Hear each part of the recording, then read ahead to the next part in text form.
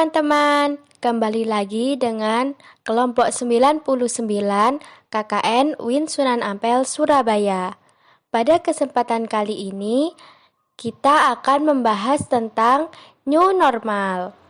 Sebelum itu, jangan lupa like, subscribe, komen, dan share ya. Terima kasih. Sebelum masuk materi, apa kalian tahu apa itu new normal? New normal adalah perubahan perilaku untuk tetap menjalankan aktivitas normal, tapi ditambah dengan penerapan protokol kesehatan guna mencegah terjadinya penularan COVID-19.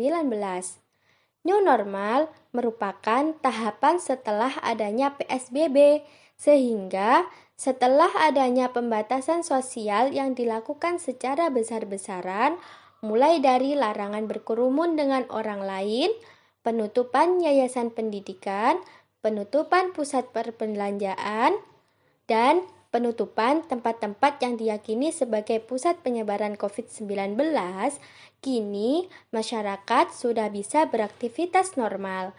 Namun, mereka tetap harus menjalankan protokol kesehatan guna mencegah penularan COVID-19.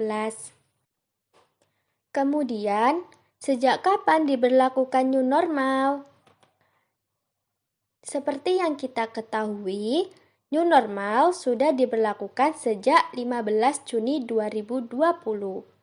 Namun, tidak semua wilayah diterapkan new normal ini, karena ada beberapa pertimbangan yang diambil pemerintah untuk memilih kota mana saja yang boleh menerapkannya.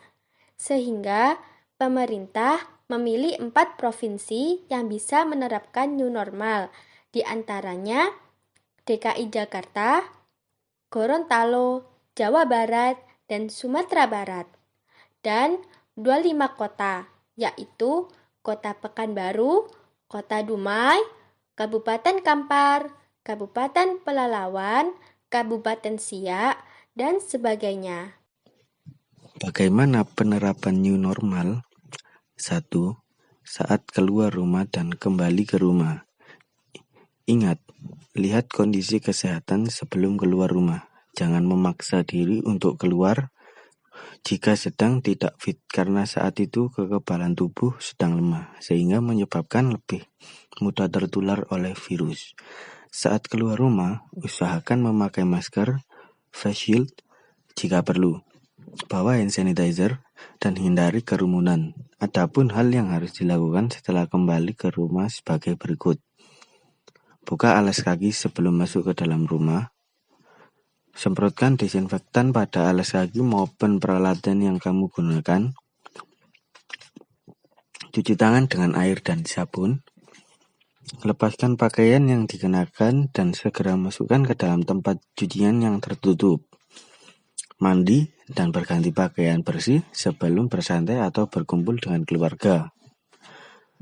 Yang kedua, saat menggunakan transportasi umum. Setelah bawa hand sanitizer guna mempermudah membersihkan tangan setelah menyentuh benda sekitar transportasi umum, jangan menyentuh mulut dan hidung sebelum cuci tangan pakai sabun. Lakukan protokol saat keluar rumah seperti penjelasan sebelumnya. Mengurangi interaksi orang lain serta jaga jarak sesuai aturan kesehatan, yaitu kurang lebih 1 meter dengan penumpang lain. Yang ketiga, saat bekerja, lakukan protokol saat keluar rumah seperti pada penjelasan sebelumnya. Tetap usahakan social distancing. Usahakan bawa bekal makanan dari rumah sehingga tidak perlu ke kantin. Bila badan kurang fit atau sakit, mintalah izin tidak masuk kerja. Apabila memungkinkan bekerja di rumah, maka sebaiknya dikerjakan di rumah atau secara online. 4. Saat berbelanja. Lakukan protokol saat keluar rumah seperti penjelasan sebelumnya. Terapkan social distancing. Batasi menyentuh barang-barang di tempat penjualan. Jangan menyentuh wajah dan barang pribadi setelah menyentuh barang-barang di tempat perbelanjaan sebelum cuci tangan. Catat segala keperluan sebelum belanja supaya tidak terlalu lama berada di pusat perbelanjaan yang memungkinkan menjadi tempat penularan virus. Usahakan membayar belanjaan dengan non-tunai. Jika tidak memungkinkan, maka cuci tangan setelah memegang uang atau kartu kredit. 5. Ketika belanja online atau memesan makanan online, hindari kontak langsung dengan kurir. Bila perlu, kenakan masker saat berinteraksi. Upayakan untuk membayar barang belanjaan dengan secara non-tunai untuk meminimalkan interaksi dengan kurir. Sediakan tempat khusus bagi kurir menaruh barang pesananmu, agar kamu tidak perlu bertemu langsung atau bersentuhan dengan kurir ketika menerima uang. Buka bungkus paket di luar dan segera buang bungkusnya di tempat sampah atau semprot bungkus paket dengan desinfektan sebelum membawanya masuk ke dalam rumah. Untuk makanan, jangan menyemprotkan desinfektan ke bungkusnya. Cukup buka dan buang bungkusnya lalu pindahkan makanan ke piring. Jangan makan makanan langsung dari wadahnya. Setelah membuka kemasan paket barang atau makanan, langsung cuci tangan dengan sabun dan air mengalir. 6. Ketika membutuhkan layanan kesehatan, usahakan menggunakan aplikasi layanan kesehatan seperti Halo Dokter, Halodoc, Klik Dokter, dan sebagainya. Jika tidak memungkinkan, maka bisa langsung datang ke klinik kesehatan, namun tetap lakukan social distancing serta patuhi protokoler kesehatan yang berlaku. Apa sih harapan pemerintah memperlakukan new normal? Akibat adanya PSBB yang mana menutup jalur perekonomian Indonesia, maka perekonomian Indonesia menurun drastis. Banyak rakyat yang kehilangan pekerjaannya. Devisa negara juga dipertaruhkan, sebab sektor pariwisata sebagai penyumbang devisa negara terbesar ditutup.